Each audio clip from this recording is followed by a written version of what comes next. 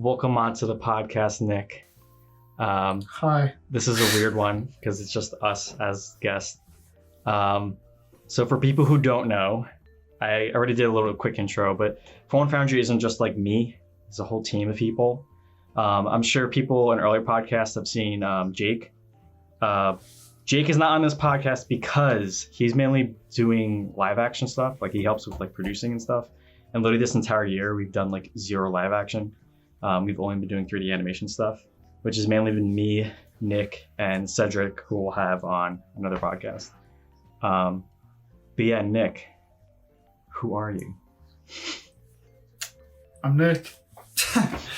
All right. I create the environments for any CGI films that we do, but we haven't really released any yet, so you'll see those soon. Mm-hmm. I do a lot of texturing and that's pretty much it. I don't know. I do sound design, a little bit of help with editing and stuff. That's the gist. I mean, when you first came to us, I think you audio. Okay, I'm so hazy on like these. So I met you on Evan Royalty's Discord server, right? Yep. And then did you do audio for a first thing, or was it the tomato effect? I can't remember. Tomato effect. Okay, and then eventually you like got into our audio stuff later on. Yeah. Okay. Yeah. Audio was just something I kind of did on my own for a while, and then more recently I've gotten more into it to like on more of a professional, well, I wouldn't say professional level, but like getting into the side of it where it's not just throwing in sounds in Premiere. Mm-hmm. It's actually going into like the sound design aspect of, well, the sound design side of things, like in FL Studio and everything. Like, I mean, okay, so right now, for context, we're working on our first animated film, 3000, SP3000. And you've been doing like all the environment audio. Like there is no, other than the voiceovers, there is no like audio that isn't just like environment sound. It's all made from scratch or sampled in. And then we have a composer also who's working on it. But that's kind of a separate thing. You don't really do the music. You more of kind of just do, well, I guess you're still probably going to do some mixing though, I'm assuming, for that. Yeah. I'm just waiting till everything's like all there so I can do it all at once. It's hard to do like one sound at a time and then you're like, oh, that doesn't sound right. So so that, okay, I'm gonna save the 3000 stuff for later though, because that's like a whole can of worms that there's a lot of lessons and things we can talk about with that. But I guess first, the elephant in the room. People are like, oh, what happened? You guys are going to work on like Containment Breach and Siren Head and yada, yada, yada. And the obvious answer is coronavirus happened. Because you were showing me a lot of stuff in Blender. And then we were also working with Max, who was showing me a bunch of stuff in Blender. So that's kind of got me the idea of like, oh, maybe we can do more CG stuff. Because we kind of dabbled in the past with a couple of videos. So we were going to do like that live action mixed with CGI. And then coronavirus happened. And I thought, maybe we can still do it.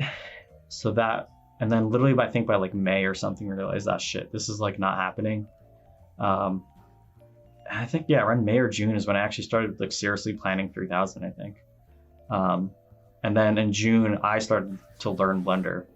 And you like helped me so much. I feel like every other day I was like, how the fuck do I do this? You learn more shit than I've ever seen anyone learn in the span of like 8 months.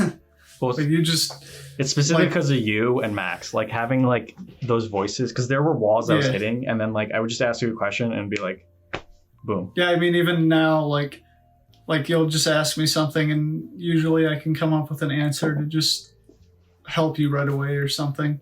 Or I just bitched to you, and then literally 10 minutes after bitching at you about this problem I'm having, it fixes. And I'm like, of course. There's like a weird like trend that I've noticed. Like I'll be like trying to fix a problem for hours. I'm like, you know what? I'm just gonna complain to Nick. Maybe he can help me brainstorm ideas. And then like 10 minutes later, I'm like, oh fuck, you gotta be kidding me. So in that weird way too, you like help indirectly. Yeah, it definitely sucks when I had to learn a lot of stuff on my own and I didn't really have anyone there to like just come bitch to when I needed help. I had to spend like hours and hours just trying to figure out something. So it really sucks when you're in that position. Yeah, I used to be like super intimidated too, but like seeing you do it and seeing you talk about it, and we've had so many rants about how like, it's probably another discussion, but about how we have these channels out there that intentionally try to make this shit look way harder than it actually is. Yeah. So there's like, inspiration it like scares you off. Yeah. And so seeing you talk about it has really taken the edge off a lot. Because originally for the longest time I thought I'm never getting into CGI or animation or any of that stuff. And you plus coronavirus like completely changed that. So it's been like a really good blessing in disguise for me, like 100%. Because my biggest struggle always was with live action. I have a lot of like really cool visuals and ideas that are mainly sci-fi or horror based, and they need special effects. Like they cannot be done with just like actors and a cheap environment. And so it feels like my thought was, oh, I need to just make a couple good films and eventually I can get like production and like money from investors and then I can make the film I want to make.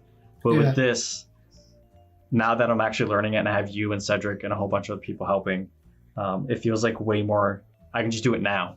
Like it won't be like Hollywood level, but it'd still be much closer than like what we were doing previously. No, just we'll make sure it's Hollywood level. Eventually.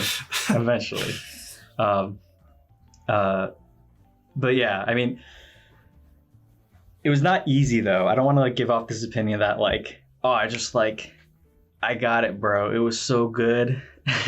I'm just so smart. Like I really struggled. Yeah. I'd say June I got off.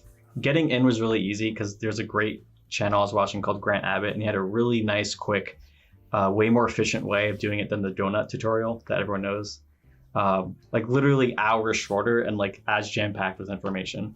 But then I like kind of really hit a wall with productivity, and I keep like thinking to myself, 3000 could have been done like a month or two before, most likely, because maybe even earlier.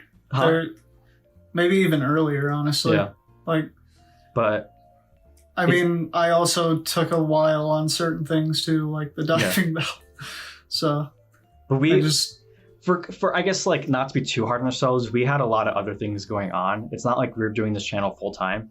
Like you have a job. I had a part-time job. We'll get to that. But basically, like that working a part-time job. So I worked like 3 days out of the week, and then would try to work another few days out of the week on the channel. But like, I had productivity issues, a lot of procrastination problems, because like, definitely for a fact, I mean, I'm sure like most people, but like I was way more like depressed during coronavirus, just being locked in, basically had like very, very limited social life. I'm someone that's pretty extrovert. I like to have a lot of like face-to-face interaction with my friends. So I can feel kind of very like isolated without that. And that really like slowed me down. But the silver lining was that I really got to understand what causes my procrastination, how it really is just a form of anxiety. So if I treated it as like a form of anxiety and less of a, oh, I'm lazy, I feel like now I have way, way better handle on like procrastinating. And if I push something off, I'll push it off for a few hours, not days or weeks. So. Yeah, there's definitely like a few times working on certain things where like I just kept on pushing it off for a day and I'd be like, shit, I really got to get to that. And just mentally I'm like, I was like drained in that situation. So it was just, I guess, hard for me to even motivate myself to get around to doing it. And then like 1 week I'd be just so out of it, and then 1 week I'd be like back into the gist of things, like working on whatever. And yeah, it's it's hard. It was hard. I mean, what was also hard is like, it's not like we just know these things and we're just doing it. Literally half of the work, or most of the work, is like trying to like figure out how to do shit and even how to like learn how to go through the process. And sometimes it's not even learning. It's just some stupid problem that just comes up that is like unheard of, and it just, you don't even know like what to do about it. Literally hours of digging through forums that are like 8 years old, 7 years old, and it's like, fuck. Yeah, and then or it's like the simplest thing ever, and there's for some reason not a tutorial on it, or the tutorial is by some person that has like 100 subscribers on YouTube. Yeah, and you really have to dig to find it. Like with the like adding like the brain fart the text onto the bell, like certain parts of the bell, like the Helio X or whatever. Yeah, and then. Yeah, just like any text or whatever that's on there. I mean, there's definitely other ways I could have done it. Like I could have just put it on the texture. Like I could have baked out the texture and then just put it on there where it needed to be or whatever. But I wanted to figure out a way where I could like have multiple texture layers and be able to move that around where I want in Blender. And for some reason, that was so difficult to figure out because there was no tutorials on it or anything. And the way to do it was so just weird, but it was also so simple to the point where it's like, why isn't there a tutorial on this anywhere? Like, yeah. I mean, maybe it's hidden in some sort of tutorial that I haven't watched or something, like that's some probably tutorial like series. An hour and a half long, and the guy's ranting about some shit that isn't even related to it. Yeah, like for example, like maybe it's hidden somewhere in some Blender Guru video, and it's like the third part in one of his series or something. Yeah, and you're never gonna find that. So I just wish there was tutorials for like some of the more simple things that people don't think they need to make a tutorial about because it seems so simple, but it's like, it's one of them things that even someone who's like pretty intermediate can even have a difficult time trying to figure out because it's just so weird the way that it has to work and everything. Yeah, like for people who aren't familiar with Blender, it is not user-friendly. It is very much like you can tell this entire software is still work in progress. It's a completely free software, people don't know. And so that's awesome. But the downside is that it is very much like we'll get to it when we get to it with fixing a lot of issues. Like, for example, I've been doing animating Blender and oh my God. Linking. So we did a thing. I'm not going to get too into it for the tech side, but people who understand it will understand it. But we've been linking from a source file into the main project because that's how you're supposed to do a correct like workflow if you want to have multiple people working on a project. So I was like, you know what? I don't need to do it for this project, but I need to learn this anyway because I wanted to eventually expand with more people actually working on a project. Oh my God, their linking feature is not done. It's literally in the midst of being worked on right now. So like if you wanted to link in like a normal object or textures, it works beautifully. It's fine. But anything that has a rig or that is animated, it is a nightmare. There are so many things that like, yeah, there's all these like workarounds you have to do. So it like will technically work, but there's so many issues that happen because of it. I've spent days of my life fixing those problems. Okay. So that's just an example really of just like on paper, it like kind of works, but the amount of stress and struggle and wrestling with it that you're gonna have to deal with because it's not like a completed feature. And basically like they were saying that shit's not gonna be done till maybe 21 or 2022. So probably next year is when like that feature will be completely set because they're saying next year that they're going to do project animation where they're going to completely revamp the whole like animation workflow to really make it be like Maya, which is what most professional studios use as a program. But that's the paid program. It's very expensive. So that's why we don't use it. Well, at least I'd say Blender is way more user-friendly than most other 3D programs. Like I'd say the only one that sort of comes close is Cinema 4D in terms of being pretty user-friendly. But it's still just like, I feel like it's harder to hop into just like being able to just mock up things right away. Like Blender is so just great at that. Like it's like you can just open it up, you already have a cube there and everything, and if you want, you can just start extruding off of that. Like, you don't have to. I mean, I haven't really used Maya or anything, so I don't even know if Maya is really used for modeling. I think that's it's just 3ds animation, Max. Yeah. But I have used 3ds Max, though, and I was like, it's like, it seems so complicated for no reason. Like, they could, I don't know. Like, if you use 3ds Max and then you use Blender, you know what I'm talking about. It's just, with Blender, you can start it up, you can go in edit mode, and you can create edge loops and press E to extrude, and you can start modeling something right away. You don't even have to have any, like, you don't have to even know what you're doing. You can just start doing something without even having any knowledge of it. With 3ds Max, it's like you really have to strive to figure out how the fuck to extrude something. Really? Okay. Yeah, I don't have that. I've only been using Blender. I mean, the only other softwares I'm familiar with are like editing, film editing stuff. So I'm lucky in that sense. I will say, like, it has been perfect timing though, because Blender, after their latest update from 2.79 to 2.8, a lot of people said it became way easier to use as a software. Oh yeah, and that's when you got into it, right around then. Yeah.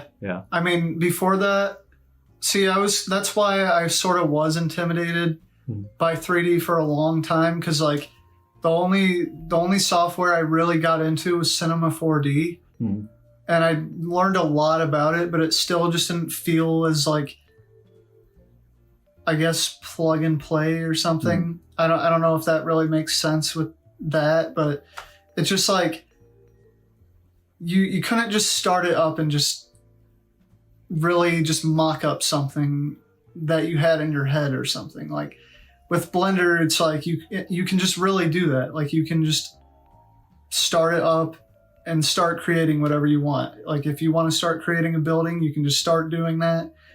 Throw on some textures, and it literally takes like 5 minutes if you really want to make something quick.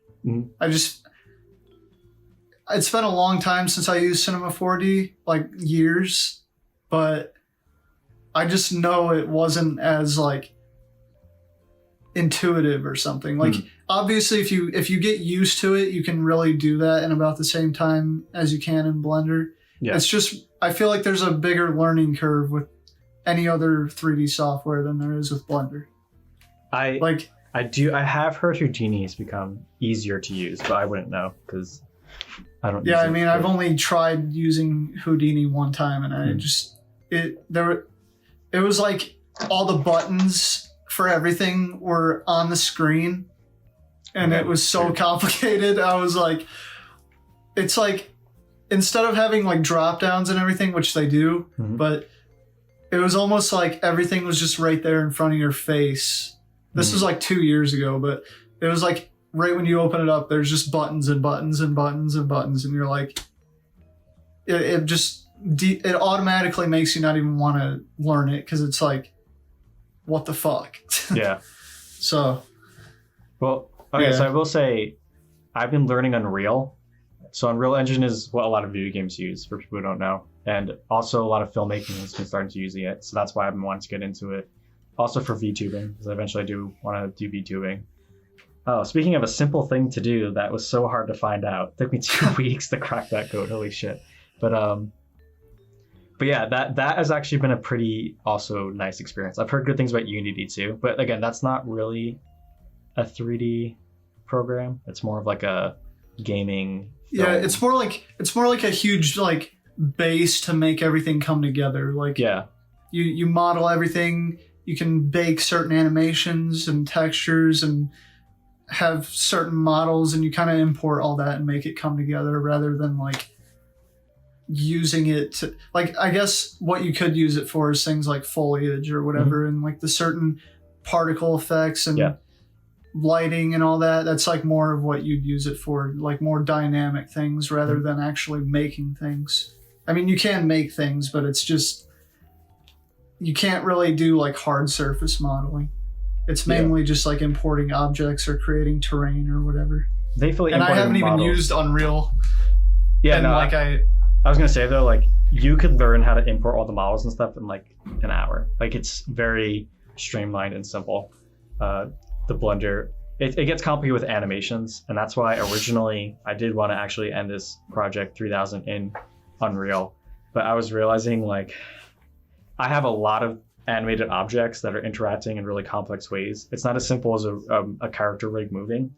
It's much more about like I have a character on a rail that's parented to an empty that's has modifiers on it. Like there's so many, and then there's 3 divers. There's multiple animated fish objects. There's 3000, which is actually 2 separate models. So there's so many like layers, and I'm like, I need to like start off simpler if I want to do animation in Unreal, because I'm literally gonna spend like waste so much, and I just want to get this fucking project out because it's obviously been going on for so long now. It's like it's like the next project is going to be more of where we see what we can do with Unreal, because Blender's just, I don't know, it's just too much for that or something. Like we need to figure out something that's more streamlined for what we're trying to do and be able to push out videos faster and everything. Like we can't be dealing with like huge render times and all that, and the glitches with linked projects and all that. So Unreal kind of has their shit together more because they're like an actual like company that like they're like an actual, I mean Blender's an actual company, but like Unreal has sort of, it's like a lot more, what's the word, I guess like streamlined or something. Well, it's a huge company. All that Fortnite money essentially funded. Exactly. That's what I'm trying to say. Like it's a lot more like they have their shit together when it comes to actually everything working and all that. Blender's just like a team that eventually built a really good software. Yeah.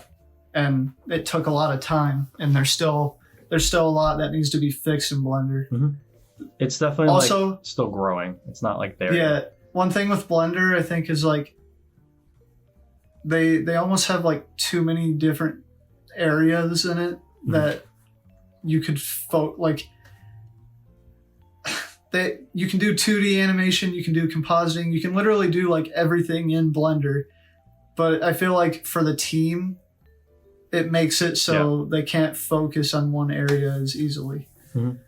It's like they don't know what to focus on next or something. Like they don't, like they should be focusing on certain problems with like the actual like modeling side of things, or like things with, man, I'm saying like a lot, things with like real-time lighting and everything. Like I wish they'd go on par or get up to par with Unreal's real-time lighting and all that, because Unreal is like almost there when it comes to like cycles levels of lighting and just how good of looks you can, or visuals you can get with that software. Like it can be almost on par with Blender's cycles.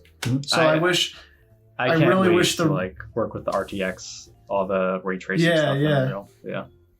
I know, like that one demo that they did for PlayStation 5 or whatever, it's like, it's just amazing. Like I can't even believe that. Yeah. It's just crazy to me. It's like hard to even comprehend that it looks that good, because it literally looks like it was pre-rendered in cycles or something. Like, so there's definitely downsides to Blender, but in terms of like actually just making things and how easy it is to just really create something without like thinking about it too much or something, Blender's so great at that. I think it is better than any other 3D software. It's also the best time to get into it now because of the swarm of tutorial videos out there now. There's so much more like tutorial videos out there than even like a year ago. Like it's almost become a meme now of just I've been quarantined, so I'm learning Blender, and I'm just gonna do a tutorial channel because I'm learning Blender, and I'll just I'll pull tutorials out of my ass kind of thing. Which has been kind of why I've been pushing off doing too many tutorials. I mean, for me also, it's because I just want to keep my head down and get this project out. And then I've been writing a list of tutorial ideas. And then once the project is like basically done on my end, I'm just going to sit down and just pump out a bunch of tutorials that I wish I had for myself. And I mean, same thing with you. You were saying that too for like certain things that you wish you had tutorials on. So stick around, I guess, if you're interested in like bunch of tutorials. When 3000 comes out, we'll have a whole thing on our second channel where we're going to be trying to do that. Now it's public, so no sweat, guys. No, we have it should be really easy because I've been kind of figuring out how to do like a really smooth but simple yet efficient way of doing tutorials without spending hours writing scripts or anything like that. And we've already made tutorials, so it's not our first one. But okay, we've already made our first tutorials. Yes, yeah, exactly. Okay, I really sidetracked myself with the tutorial stuff. Fuck, where are we trying? Oh, Blender, Unreal. Oh yeah, I guess like one last thing just to wrap up the whole segment on like talking about the programs. A huge reason why I've been wanting to get into Unreal, other than all the stuff we said already, is because Unreal Engine 5 and the MetaHuman stuff are basically, they're really, really working with mocap and like trying to make mocap animation a huge part of Unreal. So like right now they have a thing, MetaHumans, that lets you like design a realistic looking human that's mocap friendly. So you don't need to rig the person. You don't need to do all those really tedious pain in the ass parts that take so much time and is very hard to do. And modeling a realistic human, period, is really, really hard to do. So literally just being able to skip that step immediately in its own makes it, like, in my opinion, worth learning Unreal. And then on top of that, if this ends up being true, they're saying that you don't need to do, what's it called when you simplify the geometry? Retopology. Yeah, retopology. So basically, I was thinking of rotoscoping. But yeah, so supposedly they're saying that you can literally skip that entire step of production in Unreal Engine 5 if it's just like not animated. So if it's just like a piece of the background or something, which is huge. That will save so much time. So literally there's like 2 really big things that are coming out, I think literally the end of this year for Unreal, that would literally save us like weeks of work. Like for example, for 3000 rigging, I was also learning from scratch, but rigging the divers literally took me, I think, about 2 weeks to learn. Because I was learning, and then it took me another week probably to learn how to like transfer mocap data to an animation friendly rig. So yeah, I'm not gonna get too into it because this isn't like a tech podcast. And I'm sure we could always just kind of talk more in depth about it on the second channel when we do the more tutorials and stuff. But let's see. I guess, yeah, just to go back to like how like coronavirus was affecting the channel and everything. One of the silver linings, so I eventually did get laid off, or my hours got severely cut from because of COVID cuts at the end of the year. So starting January, I basically had no job. So the silver lining was I actually got to work full time on the podcast. I mean, not on the podcast. Well, actually the podcast too, but also the channel. That's what I meant to say, Forlorn Foundry. And it was the most productive months of my life, like still is, because I've been able to just sit down. There's no like major interruptions. Like to me, momentum is very important. And if I'm jumping between jobs, it really, really screws me up. But also conveniently is also this entire fall and winter, I've been working a lot on like, I finally got really into meditating back again. So I've been doing it almost every day. I do like skip days. It's not like perfect. I feel like just important to mention that because people think that like you need to be superhuman or something to do meditation, and it's like no. It's very much, you can still benefit from it even if you do it like twice a week. But that really helped me like understand like the anxiety and the pressure and the stressing myself out over nothing that was like really preventing me from just enjoying the process and not worrying about the outcome. Actually, Bung, one of the YouTubers, and Evan Royalty both kind of, I've talked to them in general over podcasts and just throughout streams and things like that. And both of them really have this philosophy of just enjoy the process. Don't worry about the outcome. And when you enjoy the process a lot more, you tend to procrastinate a lot less because it's not like this big thing on the horizon. It's just, oh, I'm just doing this little thing now. just having a ton of like tiny goals. So literally when I'm working now, I have a whole list of just, okay, this is what I'm going to do in the morning. This is what I'm going to do in the afternoon. And then it's not a huge deal if I don't finish everything today. I just push it off to tomorrow, but at least I got stuff done today. I wasn't like panicking and stressing myself out and then procrastinating. And then also, there's a great podcast called the Human Lab Podcast, and that helped me so much with fixing my sleep. Which, Nick, we'll talk about you in a second about your interesting. Well, if you want, you don't have to. I'm very open publicly, but no, I don't care. Yeah. So that was so he's a neuroscientist at Stanford, and he has a great podcast about like neuroplasticity and like how to make your brain more plastic so you can learn faster. Since I also have been getting interested in learning a second language a lot more lately, that's like kind of been my little hobby on the side. But that he talked a lot about like productivity and like what drives productivity, and he really talked about like what he personally does for structure and how like for me personally I definitely need structure. And so me, again, being able to work full time, I found I had the freedom to just design the perfect workday for me, like the perfect workday schedule, and that helped so much. And I found the number one thing that I need is a morning routine. If my day gets set off wrong, I'm just like, I cannot focus. I'm all over the place for the rest of the day. It really like trashes all like work potential. And I also don't work as efficiently. I can't like get into that deep focus flow state when I don't have that structure. So I very much like have the blinders on. I wake up. So I guess I'll just tell people my morning routine, my daily routine, ideally usually is I wake up, same day, same time every day. I listen to some music to wake up. I have a harsh no browsing social media when I wake up. No Reddit, no, even Discord I try not to. Like maybe I'll respond to you in the morning, but like that's like I try to just stay off my phone and only just listen to some music to wake up. Then I'll do a 10-minute yoga sesh just to like get myself, I've just found like stretching and just kind of get the body moving. My brain just kind of wakes up a lot faster. I don't really have like that morning fog. And then I sit down and I just work for an hour.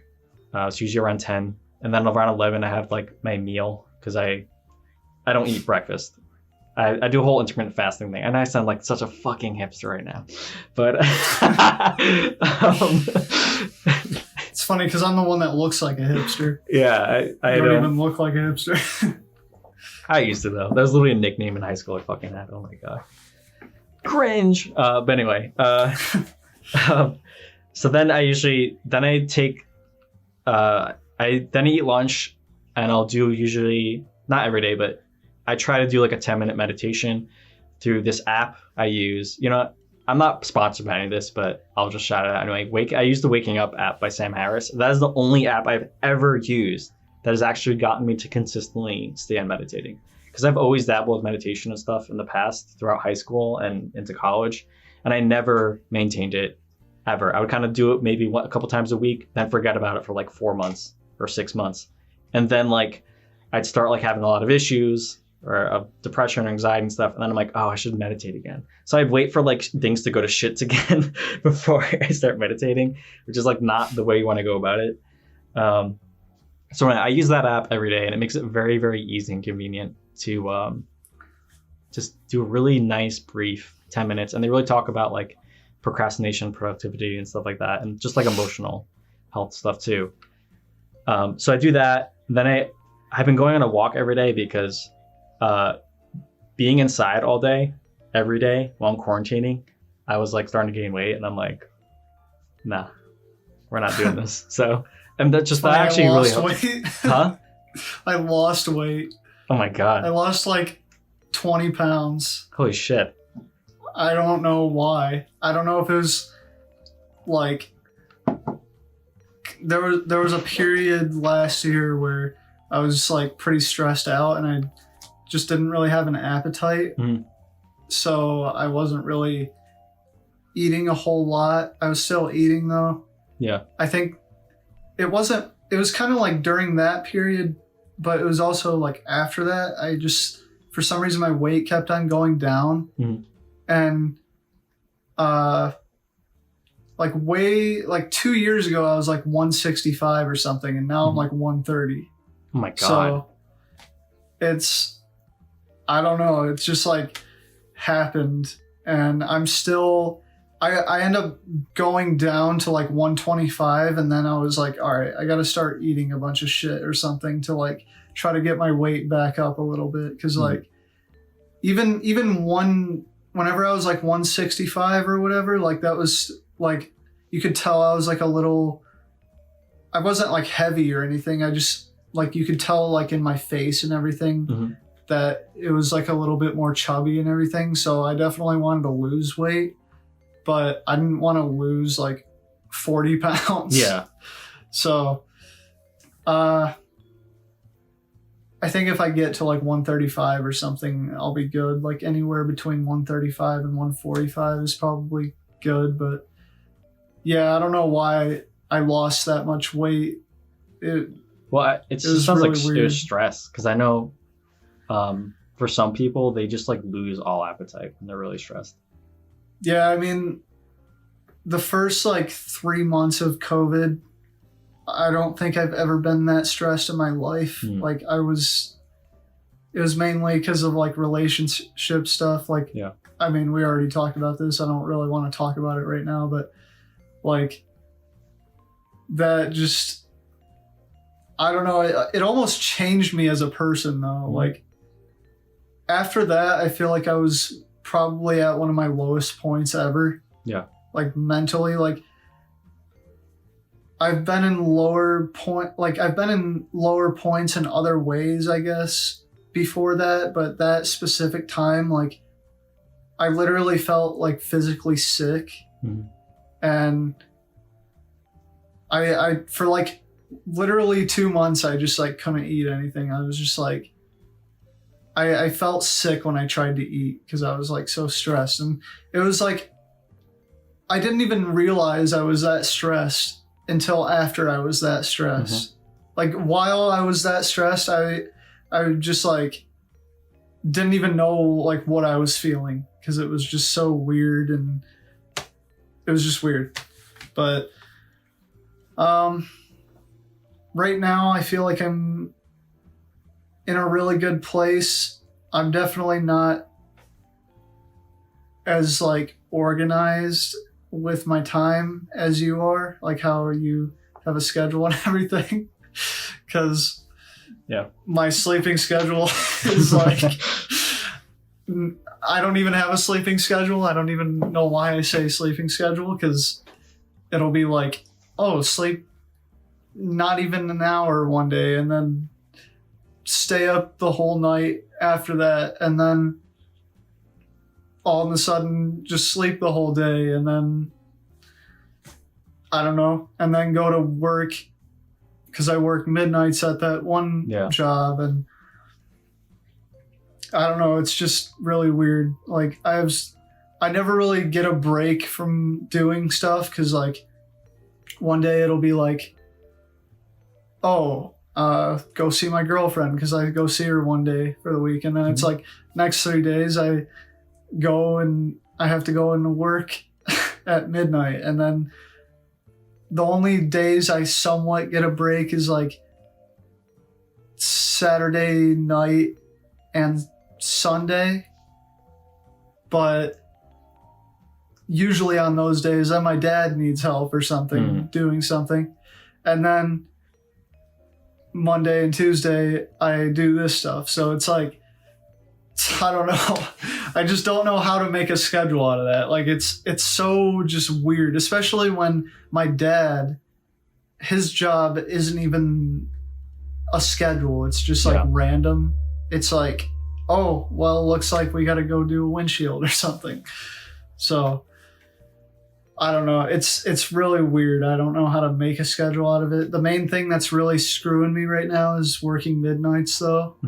And if I worked day shift though, I don't think I'd feel as like motivated to do other things, because it's just not me. Like I feel fine with how things are right now. Like I don't feel like I'm stressed because I'm not sleeping or something like that.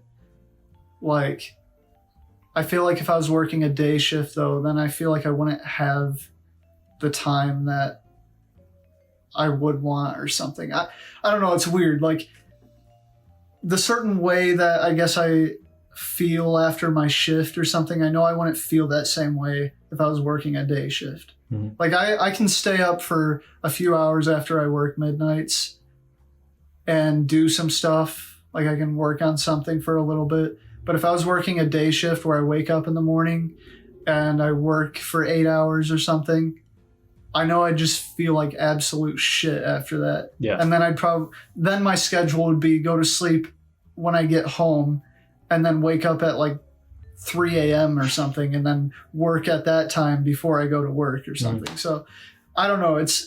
I've always had trouble sleeping even when I was a baby. Like I don't know why. I've never been able to keep a consistent schedule. Yeah. So, I mean, it kind of sucks, but I don't really mind it. I just wish I wasn't working midnights at this one job right now because I wish I could have that time for other things. I don't really care about my sleeping schedule though. I'm the exact opposite. I'm one of those people who are like, if I don't get like 8 hours, I'm just like, Okay, well here's the actual weird thing, and my girlfriend actually noticed this the other day. She's the one that actually pointed it out. When I stay up all night or something and then I go out and do something, I'm a lot more energetic than I am if I go to sleep and then wake up and go do something. I know why. That's happened to me before too. It's because what happens is your body goes into overdrive, and so they're just like slamming you with adrenaline. So that's why you'll like feel super like hyper awake. Because that happens to me all the time. Mm-hmm. Like, it just that's sort of the same thing that happens like where I'd rather stay up all night working on something like any of the stuff that we're doing. I'd rather stay up all night and work because I feel so much more energetic and productive during that time than I do if I try to go to sleep, wake up pretty early, and then work on it. And like tonight, I stayed up all night and I couldn't sleep. And then I just said, screw it. And I just started working. I mean, I probably could have started working earlier, but I was trying to sleep. And then by the time it got to be 10 a.m., I was like, all right, you know what? I'm just going to work now and just do my 8 hours for today. Yeah. So, but like, that's when I had that adrenaline going or whatever. And it was like preventing me from sleeping. And then I just decided to work. And now like I feel energetic and I feel like I can work and everything. Do you crash though? Because usually what happens is once you get that like adrenaline boost, about mid to late day, you just crash. Like bad. Definitely if I stay up long enough, I'll crash, but like it's if I kind of accept it. like if I'm so tired or I'm just like, all right, fuck this, I'm going to sleep. Then that's when I crash. It won't even be like consciously. It'll be like in my head, I'm just like, all right, fuck this, I'm going to sleep, and then I'll just sleep. So it's not like I choose to just like accept it, but at the same time I kind of do, because if I want to, I can keep myself awake past that time if I really wanted to. And usually if I do that, then I get like another boost of adrenaline after like a couple hours or something of being like tired. All of a sudden adrenaline will come back and I'll be like, all right, back into the gist of things. Like there's been a couple times where I've stayed up for like 2 days and just like tried working on stuff. That is so bad for you. Like just to explain, like when you get into the overdrive, that's like you're basically running on empty, and your body is just like pushing you even further. And the reason why you get that crash and then it comes back has to do with like circadian rhythm. So basically like we're on a cycle. We literally have a clock that like we naturally run on. Yeah. But mine's fucked up. I will say, like, I'd be pretty confident if you went to a sleep scientist, you're definitely not like normal when it comes to like circadian rhythm, because you were saying like as a baby you had a hard time sleeping. I mean, I did go to a sleep scientist, like, or I think it was, what is it? Well, actually, I went to a neurologist and they did like an MRI on me. Oh yeah. Just to like study my brain waves or something. I don't know. and I did a sleep study, and they said I like definitely have insomnia. They said they don't think it's like chronic insomnia, but it's definitely like there. I can't remember exactly what they said. This was like 3 years ago or something. Oh shit. But I can't remember what exactly they called it, but it's not like chronic insomnia. It's just like, it's like a step under chronic insomnia or something like that. It's like I'm almost an insomniac, but I'm not. Okay. All right. Because like I actually didn't know that. Or you might have told me actually that a while ago. Oh yeah, I think I did. Yeah. But like there will be times where it's just like I'll work my midnight shift and then I'll stay up all day and then I'll work my midnight shift again and then I won't be able to sleep after that and then I'll finally crash at like 2 p.m. the next day or something. Oh, God. Like it is so messed up, and people will tell me at work like, dude, you look like shit. And because like I was working and then I stayed up and then I went back to work, and like during work I'm just like, what the fuck? Like I'm like sleeping while working. It's so weird. Like I will literally be working and not even like be conscious. It's almost like I'm sleepwalking sometimes. And this hasn't actually happened a lot though. It's only been like 4 times or something within, I don't know, the 7 months I've been working there or whatever.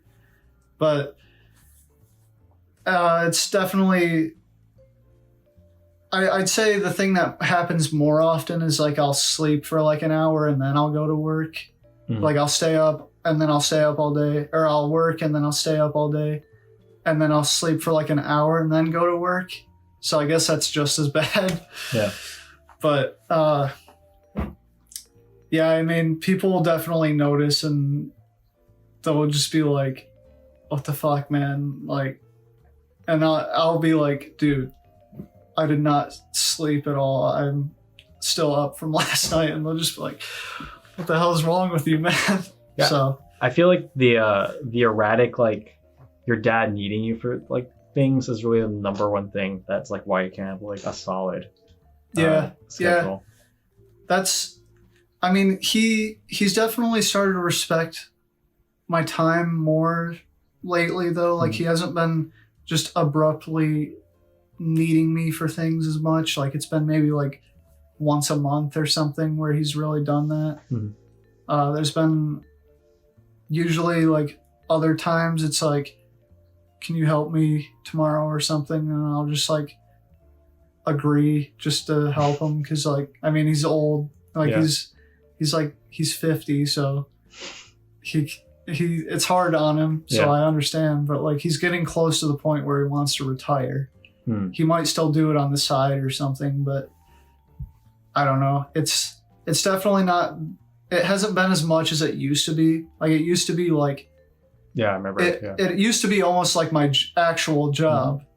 Like I was working like, I don't know, maybe like 5 days a week or something. And that like seriously fucked me. Yeah. Like I hate waking up at like 6 or 7 a.m. Yeah, same. And working until like 2, sometimes all the way to like 5 p.m. That's just like the worst. I hate that. Like I don't know how. And see, back then he used to work his ass off like crazy. Like back, like when I was still like a kid, he would do like 100 windshields a day. Like he'd work like 14 hours. And he was making fucking good money, but it was like, I don't know how someone, I don't know how someone could do that. Like that, I think that was only for a couple years. Like he made a shit ton off of doing that, but I don't know. I think he kind of got sick of doing that much work all the time. So then he kind of brought it down a little bit. Yeah. And then in 2008, the whole recession happened. And then that kind of like if he would have had more work, that probably would have been good at that time. Like if he would have had those jobs where he was doing like 100 windshields a day or whatever, like that probably he would have still been making great money during that recession and everything because it wouldn't have hit him as hard. Yeah. But the fact that he sort of like started choosing his work and everything before that might have fucked him a little bit. Yeah. But I don't know. It's still been sustainable for him and everything. So I don't know where I'm going with that. I mean, like, so I come from a film background, so I used to like do PA jobs. For people who don't know what PA are, they're basically like the bottom rung on a film set. They basically help out on film sets, and they're just kind of like the lackey. You know, you tell them to get this or get that or move this. You're the bottom of the pyramid. You're like the slave. Pretty much, literally. The producer will just tell you whatever they want you to do. So I used to do a lot of PA jobs when I got out of college, and that would be like, so I would have to commute to New York City. I don't live in New York City, so the commute alone would be like an hour and a half to get there. You know, on the train, then the subway, and you know, because it'd be like we'd be doing stuff in Brooklyn, which is like not like super quick to get to. So I would be working with commute like 16 hours a day. I would literally come home, have to sleep, eat, and sleep immediately, rinse, repeat. And I was just like, what am I doing? Like, I'm doing this for crap pay. This is kind of felt like a dead end job because I'm meeting people who have been doing this for like 5-6 years on these sets, and they're like, you're just like, you can see the soul has been like ripped from their body. I'm oh just God, like, I can't even imagine doing that for that many years. Yeah, like I don't even think you're supposed to do that no, for you're that not. many years. No, it's like is the bottom of the line 1 year job or something just to get your foot in the door a little bit. This is my like theory, and I'm sure other people in the film industry will probably disagree with this, but in my personal experience, there's a lot of these like producers out there that I worked with that it was very much like you got to put in the work and then you'll rise through the ranks. And then when I see the actual reality of like talking to people who actually are like producers or directors and stuff like that, they very much got to those ranks because they had a body of work on the side that got them hired. It wasn't being a PA for 3 years that got them to like I'm not producers, more director, because director is a creative thing. So like I want to be a director. I don't want to be necessarily really like, I only do producing or I only do that. So like if doing PA work and if you want to be a director, it is very much like unless you're PAing and you have Connect or like you're PAing for a director and you're not actually working on anything, you're wasting your time. Like, so I kind of had a moment where I'm just like, fuck it, like I have to just do something else. So I just got like a part-time job and just started working on the channel, as a second job essentially. Because like, and then on top of that, it was just like, it was literally like destroying my mindset. Like working like 12-hour days for crap pay, but realistically I was working 14 to 16-hour days, not 12-hour days. How much were you even getting paid for that? Yeah, I can talk about this. I'm not saying the company names. I think I was getting paid like, well, the last job I worked, I think I got paid like $190 or $200 over 16 hours.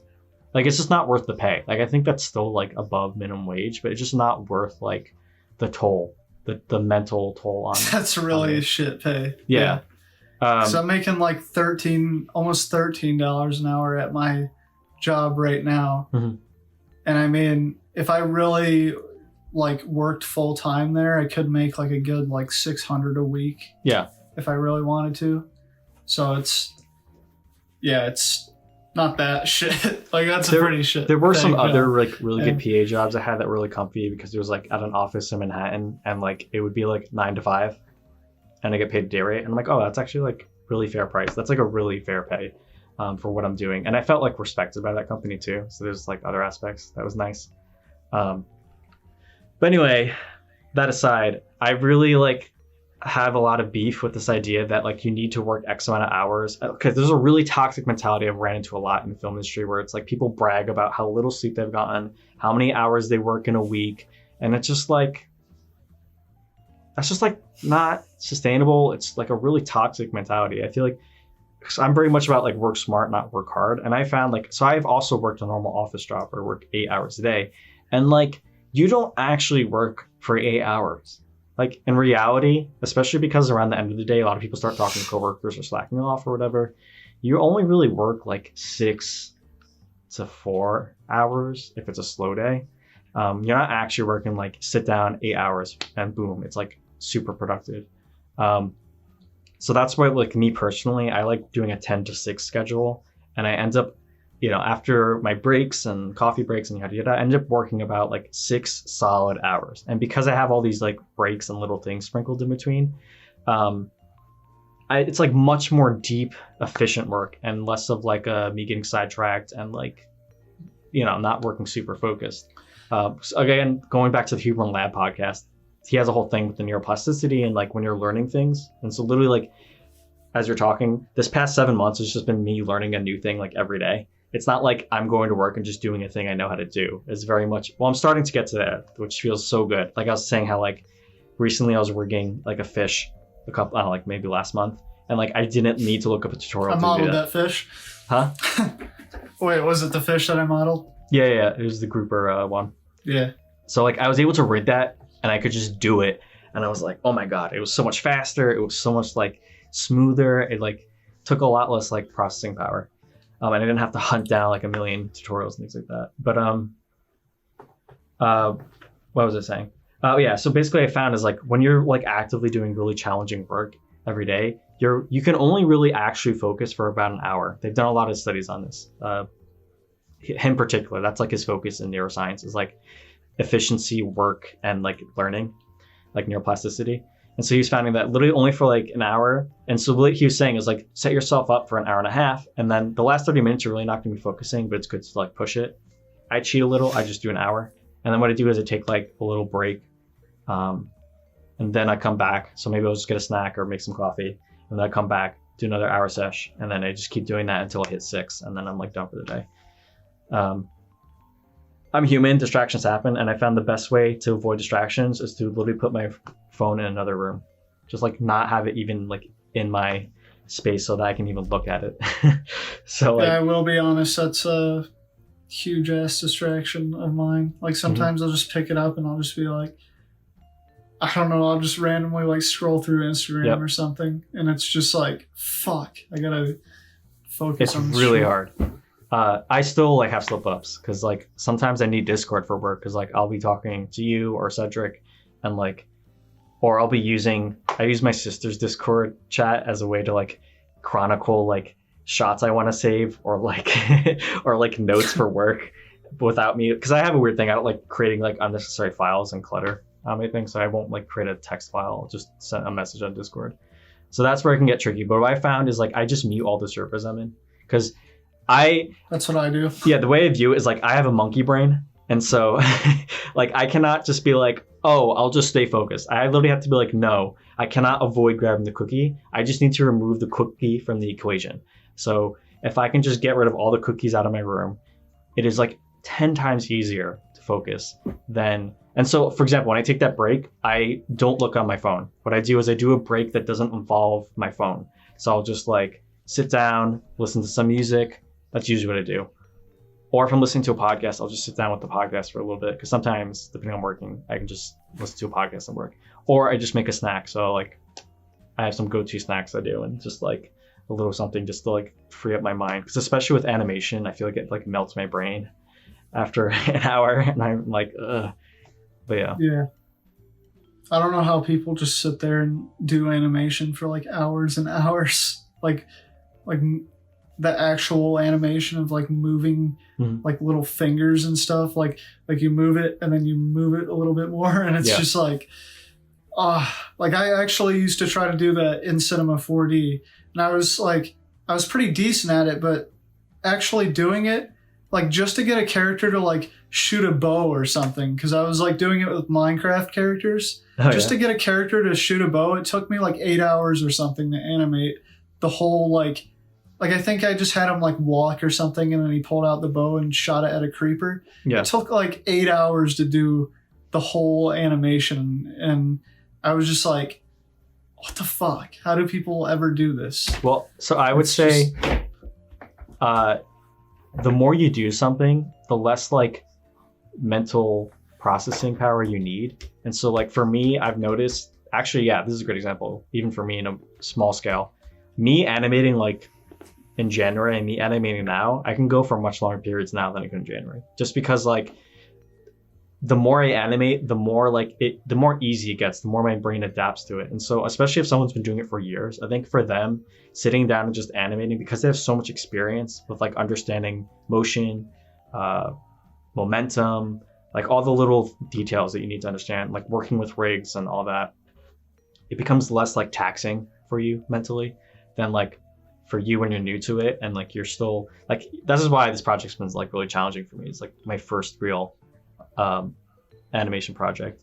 And I definitely, okay, you know, I think this is a good segue to talk about like getting into your first animation film. You want to learn Blender, what should you do? Don't do what we did. We bit off way more than we could chew. But I knew that going in. And so I guess I'll just explain my logic. My logic was like, I'm very intimidated about making an animated film. So you know what? Fuck it. Let's just go balls to the wall and let's just like make a short film no matter what. Yeah, you literally never touched any 3D software before. And then you were like, let's make a short film. Yeah, not the brightest, but it was really like a mental reason for me because I wanted to get rid of that mental block of like, oh, that distant thing on the hill that I have to spend years to get to. I'm like, you know, let's just do it now. It did work though. It did work. I learned a lot of very, very valuable lessons. The thing is though, a lot of people might not have the same motivation that you did or determination. Mm-hmm. Like you really, like for the last 8 months or whatever, however long it's been, you just like fucking put your mind to it almost every single day. Like you really... Well, I'd say the past 3 months, I've definitely put it every day. When I worked a part-time job, it got very hard, and I would just like have a week where I just didn't even fucking touch the project. Well, see, like you were like still doing tutorials and stuff at that time, like Grant Abbott stuff or whatever. Yeah, I was still learning. That's fair. I'm a little hard on myself, I guess, for that, but because I was still actively learning a lot of stuff. That's true. But yeah, I like if I could change it, if I didn't have that mental block or that like thing bothering me, what I probably would have done instead, and this is the way you should go about it, is start off with really small, like 20-second, 30-second little like one scene or like one little thing. So you can do like a bit or comedic thing, or you can just be like a cool show off cinematic of like I don't know, you get a bunch of model pieces and you just make like a really cool cinematic like Netflix style opener or something. Which is why that's the next thing I want to do. Is a good way to learn how to do Unreal, is I'm just doing a small little thing in Unreal first before I start doing all of the next big film. Or what you could do, which is also what we're doing, sorry, a little rambled, is if you have a really big project you want to do that's like say like a 7 or 8 minute film, chop it up into pieces and write it so that it's in pieces. So like for the next film that we're doing, I literally wrote it in like a 3-act structure. So it's literally being split up into 3 separate pieces that you can watch on their own, but they really are meant to eventually be seen as like one whole thing. And then start small. Like don't like try to have like a million effects and like super complicated stuff and like model everything from scratch. Maybe just like get models online. Like for example, we bought the diver model for like $10. We didn't make everything from scratch. The fish thing, we literally just did a really dumb, like stupidly simple Ian Huber tutorial where it's like you just take a picture and you just like draw over a picture and boom, you have a fish model. Like it was so easy that even I could do it. Like, and I'm very like beginner with modeling. So I mean, like what's a little different too is like I had someone that like you already had like almost a year of experience in Blender and modeling, so that kind of let me go a bit more. Had the confidence to be like, fuck it, let's just make a film. And I will say coming out, I feel much more confident about my ability with animation. Like I don't feel intimidated by like making a film now. But I definitely don't think it is the most efficient way of going about it. You know, the fact that it took us like 8 months to get here. But I don't know, I could be wrong because there's a lot of like lessons I literally just would never have learned unless I just did a big project. Like even if I did a lot of micro projects, there's just certain ththings that you just will not learn unless you just get to a certain scale. Because a lot of the issues I ran into is because of the scale we were working at. Like I wouldn't, most of the linking issues I wouldn't have had on a smaller scale. I will say like a lot of stuff that I learned, it was, I'm trying to think of how to explain this. So I learned like all the Blender basics, and I really gained a lot of knowledge over a year of like a lot of like almost kind of like how to do everything when it comes to making a short film or something, or just anything CGI, like making anything. Yeah. I don't know, just learning as much as I could or whatever. But after that time, I feel like I learned a lot just from being able to grasp the concept itself. Like there's some things where it's like everything kind of just really connects, and it's like you can apply almost every other section of 3D to another section of 3D. So like, I don't know, characters, like, man, it's kind of hard to give an example actually. It's like, like on the spot, it's kind of hard to give an example. I'd have to like actually be doing it and be like, oh yeah, this could be used for that or something. And it would be a totally different scenario than this. But like, see, a lot of people think like, I don't know, hard surface modeling is totally separate from the whole process for like modeling a character or something like that, when it really is kind of like, it can be the same thing almost. Like when people say it's really complicated to make a character, it really is complicated to make a character. That's probably the hardest thing to do in 3D. But there's definitely ways to do it where it's not as hard as people might think it is. Like it could be just as easy as like hard surface modeling. And I'm not saying hard surface modeling is easy either. It's just like once you understand hard surface modeling, you can definitely apply that to modeling a character. And that applies more to modeling a character, not sculpting it. Like sort of like how I made your head. Yeah. Oh, yeah. Like I modeled that like in the same way I would with like hard surface modeling, and then I just use subdivision surface to make it smooth or whatever. Yeah. And it's essentially the same thing as hard surface modeling. It's not like you're just trying to model what you would sculpt instead of modeling something that's hard surface or something. I don't know. It's weird to explain, but well, I'll just explain real quick. People don't know. Like most people, when they think of modeling, they think of sculpting, where basically you have a ball and it's like working with clay, and they're essentially creating something out of that, like digital clay.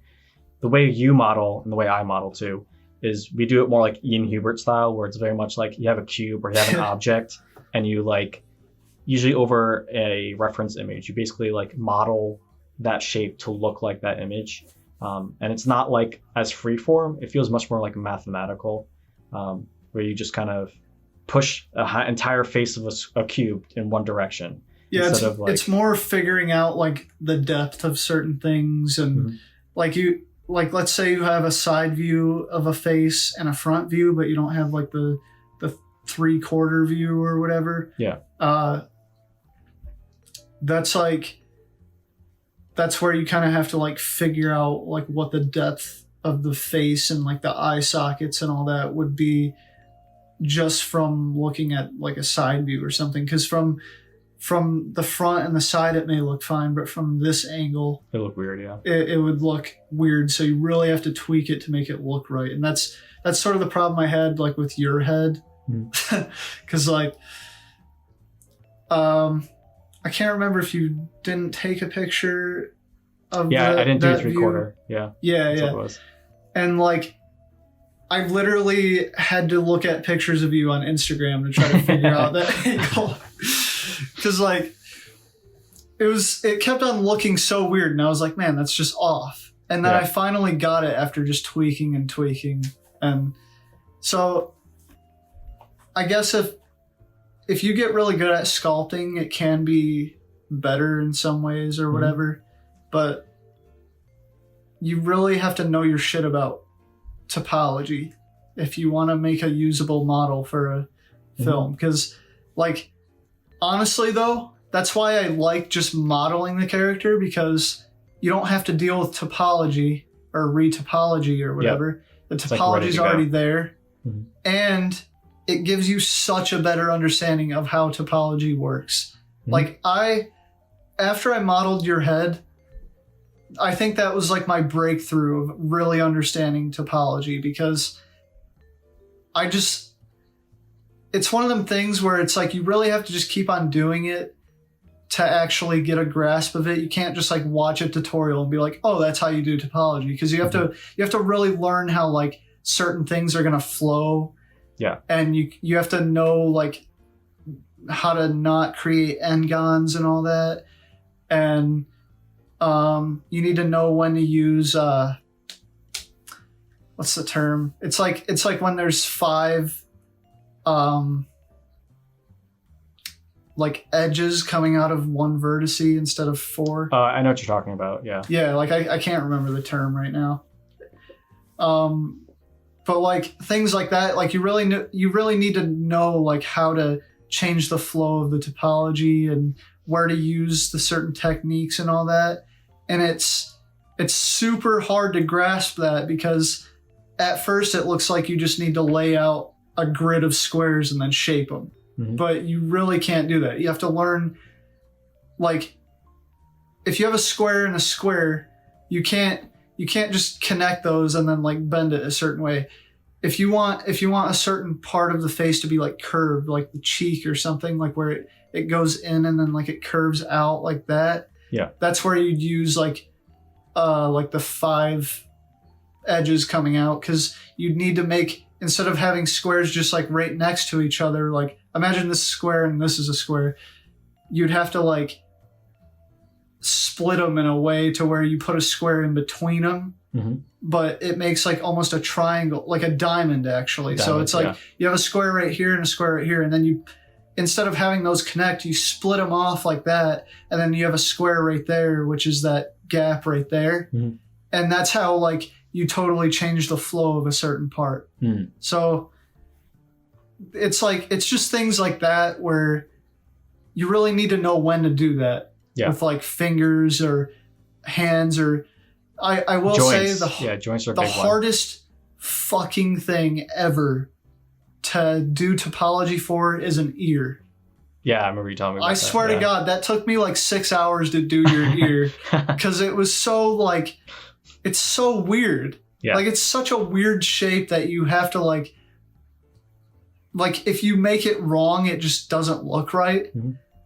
So that is one of the hardest. I feel like ears are like the hardest thing to master when it comes to that. Well, the human face in general is super hard, because we are literally genetically designed to like recognize slight things that are off with the face. That's where you get the whole uncanny valley stuff. Where like that is, I think, for every like modeler and artist, working with human face is the hardest and least forgiving out of anything you can like draw or model. That's why it's good to kind of go for a stylized type of thing, like not all the way real. Yeah. But not like, if you're trying to go for realism, I feel like it's better to not try to go for like actual realism. Like maybe stylize it a little bit to where it's like you don't feel weird watching it or something. Like it's not like, oh, they tried to go for realism. It's like, oh, they stylized it to where it looks really fucking good, but it's not like they're trying to achieve realism or something. Yeah, like I really like the that like animate, that 3D look of the Halo Anniversary scenes, because it doesn't look like photorealistic, but it looks good, you know. Like it does look pretty realistic though, but like I like that it still kind of looks cartoony. Yeah, just it has a certain feel to it that doesn't make it feel like they're trying to achieve realism, even though it looks so real. Yeah. Like, and it's really hard to like master how to do that, because it's just, you really need to know like what you're doing with how you're gonna texture things and just do everything, I guess, like model the characters in a certain way. Well, I really want to learn how to use shaders. So like for people who don't know, shaders basically allow you to like make something look like a 2D animation, or it can have a very stylized 3D animation look.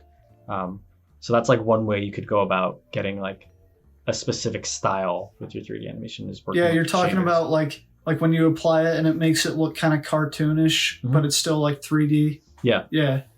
Yeah, I know. That's like the one thing I actually have not touched in Blender. I'd love to mess with that. Fallen Creature has been just messing with that.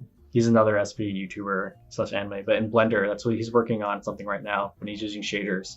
And I'm like, oh, awesome! Like I know someone who's actually doing this, so I can ask him questions about it. Eventually. I actually haven't seen a lot of people use the shaders and like make any short films or anything. There's one person I know who's making. So there's this manga Berserk, that's also an anime, and she's using it to basically recreate panels from the manga. They're black and white, but there'll be 3D spaces, and it will look like a 2D manga drawing. Like it blowed my mind. Yeah, I know. Crazy. Yeah, I've seen stuff like that. I think I sent something. I can't remember if I sent it to you. It was this really weird, like, I think it was actually on Blender's page or something. Mm-hmm. It was like this 2D face, but like it was like rotating around or something. Oh, I actually haven't seen that. It just looked so crazy. Like it's hard to even explain. Yeah. Like I'd have to show it to you. But when you see it, it's just like so. It's one of them things where it's like, this is like mind-boggling for how just crazy it looks. Because like it literally looks like it was drawn like a Disney film or something. Like how they just trace over the frames or whatever, like the old-fashioned way of drawing. It looks like that, but it's like just a 3D model, and it's like so perfectly proportioned and everything. But it looks 2D. I don't know. I love that. I've always kind of, one thing I wanted to do with shaders is create like some sort of like James Bond type intro. Like have you seen have you seen like any of the James Bond intros where it's like they kind of have the characters? I know the really classic one, like the GoldenEye one. I think is the one I know of. Okay. Yeah. There's I think it's Casino Royale. It kind of has like this like.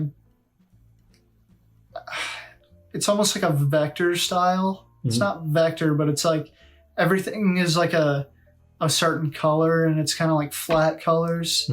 But it's sort of like you could totally do it with the shader. Sorry, the shaders in Blender, and you could like make certain characters like full black to where it's just like their silhouette and everything. That's cool. Yeah, I like that. And yeah, I don't know. That's just one thing I've wanted to really do with that. So, but so tying back to like Unreal, the metahumans thing, that to me looks like the Halo Anniversary characters. Like it looks like that, like semi-real but not super duper real. Yeah. And that was like, that's why I was also so happy about it. Because it's like, cool, like this is literally the style I want to achieve, and it's here. Yeah, it's like the perfect stylized it's exactly what I was talking about, like the perfect stylized character where it's like realistic, but it's not trying to achieve realism. It's just trying to look like believable. Like it's kind of, it's almost like similar to how like if you look at like a Disney movie or something, whenever a character is like feeling a certain emotion, you can still like connect that emotion with them and everything. That's like what those characters are doing without making it feel weird that you're like watching a 3D character or something. Like it still looks real, but it's like it's not to the point where it's like uncomfortable. It just still it's enough to where it feels real enough for you to like connect with them or something. Yeah. So I'm probably gonna have to cut this for a clip together, but going back to the beginner thing for when you're working on your first like film or animated film period. And so this is a lesson that we've talked about a lot, is plan. So like the big thing for me was like plan your shots. Like before you even start animating or getting models or anything, really like find art that inspires the tone you want. You know, don't blatantly just copy people's stuff, but like try to grab a lot of inspiration from other great artists you respect. So like stand on the shoulder of giants, you know? And then, so like, for example, with the new film, what I've been doing is I literally created an artboard of like, oh, I like this shot, and this shot. I literally have a sequence of a storyboard already of all the shots. And then what I did is I literally drafted up the new location. I literally, in Blender, made a really rough draft for you of like, here are all the proportions, you know? And I made sure that like there's no waste. Like we're not modeling things that will not end up not being used in the film. Yeah. So like I knew exactly what locations to make and everything, and what areas are going to be seen and all that. Yeah. And see that kind of goes back to like how I was saying, like you probably just opened Blender and did that in like a pretty short amount of time, and it was so easy, and it got the point across for me. Yeah. Yeah, and it got the whole point across for me to start actually creating something really good. So like that's just what I love about Blender. Like it's just so easy to do. It's so much better than just like drawing it out on grid paper, you know? Yeah, like, I know. Like having that 3D reference, you know? Yeah, I know. I've literally started resorting to using 3D for certain things like that. Like I literally modeled, this was like a few months ago or something, but I modeled like a computer, and I figured out like the dimensions and everything, and like I looked up the certain case and everything, and seeing if like everything would fit in that case and all that. Like I did that just so I could like make sure everything was gonna fit properly and all that. And it's just so much better than trying to like draw it out and try to like figure out the dimensions and all that. Because like I don't know, like you can literally type in the dimensions and all that in Blender. Like you can work in a real scale. We're like literally evolved to view things in a 3D format. So that's why it's so much more like tactile if you can just see it 3D, even if it's on a screen. So literally what I plan on doing when I move out and get in my own place is I'm literally going to measure the apartment, and then I'm going to do rough measurements of all my furniture, and I'm literally going to recreate it in Blender, because it was like so fun and it was so easy to do. And I'm not like going, they're just gonna be cubes. It's not gonna be like complex geometry, but it's just enough to get like the scaling and reference. But the other thing, for like just to tie back for like planning stuff was I just had that thread. So yeah, for planning things out, that I didn't do with 3000 was I didn't make that really solid story, because I was figuring this out. We redid the entire project 3 times. Or at least me. I rewrote the script 3 times completely. This is after like the drafts. Like this is like supposed to be the final script. Like I've been cutting lines left and right, because that's the thing as a writer. I write too much shitty dialogue and I just start cutting it down because I'm like, this does not sound good. And just like simplify. The shot sheet I've definitely done 3 times. And so that's why it was tricky for me to like, boom, this is the shot sheet and we're going. So that's why with the next project, The Old Man, I did that entire process before we even got to the animation part. So like I rewrote The Old Man, I think 3 or 4 times. For some reason, it's always like 3 or 4 times for me until things finally click. I did the shot sheet 2 times. And I did it 3 times. Oh my God, this is weird. This is a weird pattern I had. I redid the shot sheet completely from scratch 3 times. And the 3rd time was when things like really were clicking together. And then I made a reference board. So I use PictureRef, I think that's the program. And you literally can just paste a bunch of pictures onto this gray screen. And it makes it so easy to just organize. I basically made a column for you to look at of all, okay, this is the sequence of the shots. And I just used a lot of art that inspired me as like a rough estimate. And then, then I used Blender as but the other thing that I plan on doing for the next location in that film is I'm going to make a 3D reference of the apartment scene. And then what I'm going to do is going to make, well, we already have the 3D models for the soldiers, but I'm going to actually recreate X amount of shots instead of using references I found. So you have a more accurate picture of what each shot is going to look like. So that when you're modeling again, you know, like you have a gist of like, okay, the camera's not going to see that. The camera will see this. And this is the main point I wanted. If you want to be a director, so I forget his first name, but his name's Sandberg. He did a bunch David Sandberg, yeah. He did, oh my God, how am I blank? He did Shazam. That's probably my favorite film that he did. And a bunch of horror films. But literally he learned how to use Blender, just the basics, for this exact reason. He literally says instead of doing like hand-drawn storyboards anymore, he just does all his storyboards, or a lot of his storyboards, in Blender. Because he's like, literally the dream is that you could have moving camera motion in your storyboard instead of drawing arrows. And it's really not. So what he does is he creates a really basic mock-up of like with a bunch of cubes and maybe a basic human stand-in model that he got for free online on like Turbo Squid.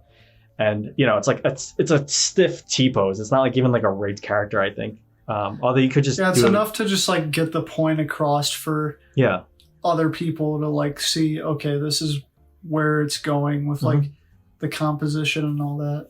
And it's so much more intuitive than trying to explain a storyboard to someone, especially if you're not a good artist, which I'm not, and he's also not. So that's also why he got into it.